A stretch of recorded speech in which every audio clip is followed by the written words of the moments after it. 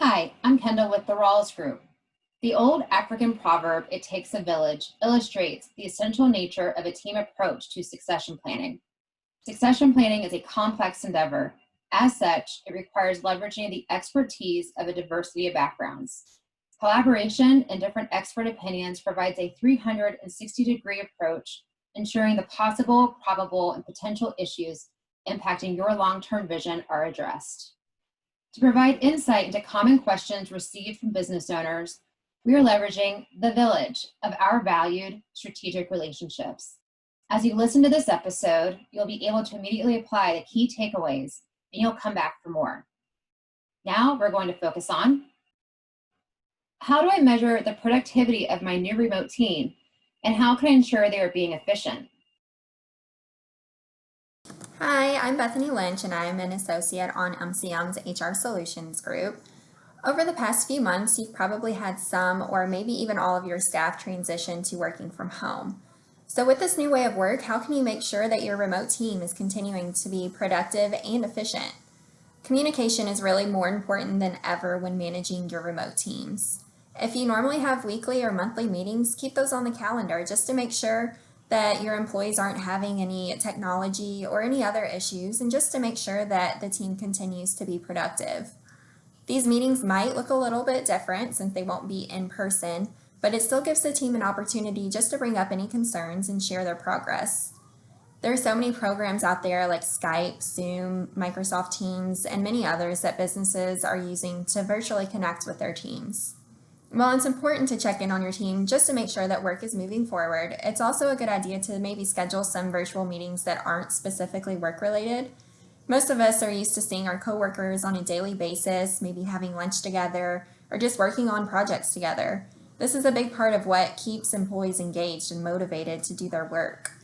While you might have some employees who welcome the transition to working from home, there might be others who maybe miss that social interaction. With so many changes and uncertainty brought on by COVID, managers really play a huge role in making sure that their team is staying connected and that they continue to be productive while transitioning to working remotely. The first thing I encourage any business owner to do is ask how they actually measure productivity of their employees currently when they're in the office.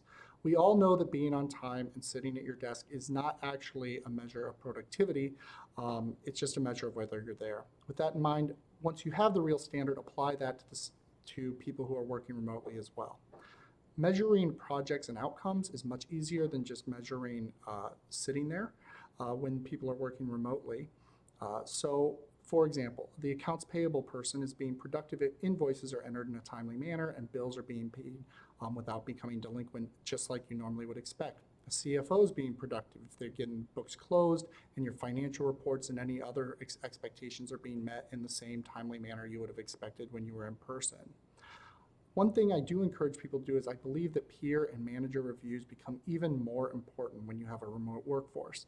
While you may not have quite the visibility of a remote workforce that you do with an on-site workforce, their team members and their managers who are working with them on projects constantly know whether someone is slacking, and they are bearing the brunt of that slacking. So they have an incentive, just like you do, to ensure that that behavior stops.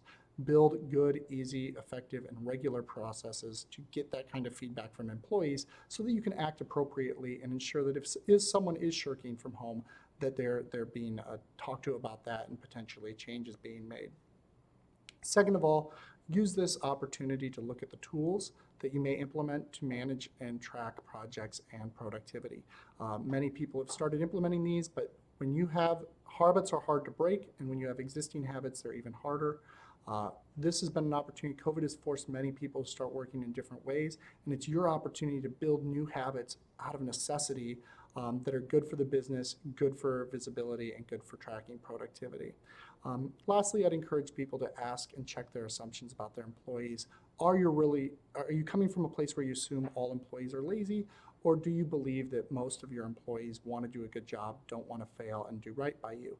My experience is most people at least don't want to fail. They want to do good enough and a reasonable job. They don't want to be terrible. They may not all be gunners and want to be the best, but they're going to get their job done. And I would start with that default unless you have reason to believe otherwise. Lastly, going forward, I think every company is going to be much more flexible about remote work. People have learned how to do it. They see in the whole that they can get their work done working remotely, and they're going to expect some more flexibility going forward. So even if you don't want to do it, other companies are definitely going to move in that direction, and job market expectations are going to be increasing in this area. And if you want to keep recruiting the best and the brightest, you're going to want to be competitive in this space. So something to consider as you move forward. Thank you. Oddly enough, you're going to measure the productivity and efficiency of your remote team pretty much the same way, or at least using the same metrics as you did with the team that was working on site. There should not be that much difference between your expectations. So that's one of the first things you want to communicate to people, is that here are the expectations that we have, and that's that X amount of work is going to be accomplished in Y amount of time. Now, that's going to take some frequent communications, so this is part 2 of how you continue to measure productivity and efficiency. And one of those is you want to be sure that you talk to the people who report directly to you, and that the people who are working remotely are in frequent contact with their own supervisor or manager or whatever term you use to designate that relationship. And part of that communication, think of it as what we would call the CEO method of communication. That's communicate early and often. And your management staff needs to remember to do that. The third step you want to do is make sure that you have provided appropriate tools so that people have the opportunity to be productive and efficient as they work from home. That means you may have to move some computers out there, you may have to make an investment in some laptops that you hadn't ordinarily planned on, but whatever you do, you've got to work quickly and take advantage of the technology that's going to be available, and you want to protect their access to your server. The fourth piece is adopt, if you don't already have in place, adopt or adapt your process management techniques so that people know how to work efficiently and effectively when they're responsible to themselves for the work that actually gets done. One of the really important things to do is to remember that everybody has at least 3 important things to do each day.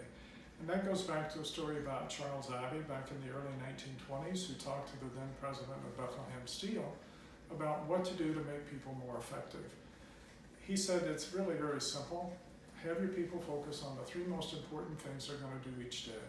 So one of the things you really want to do with your management team is make sure they're asking people, what are the 3 most important things you're going to accomplish for us today? A 6th thing is make your processes and procedures as simple as possible. How do you know whether you've got a good process or procedure? If it's easy for people to be successful, it's a good process. If it's easy for your customers to do business with you, it's a good process. If it's difficult for either your customers or your employees to be successful or to do business, it's a bad process, and you ought to change it anyway. The 7th step is, are they getting the results that you've expected? And if they aren't, then you need to sit down and you need to talk about, here are the expectations, here's what we're getting, what do we need to do differently so that our expectations are being met by you. And then the 8th and final step is, if in the end you decide, I don't want people working remotely anymore, do not make coming back to the office a punishment.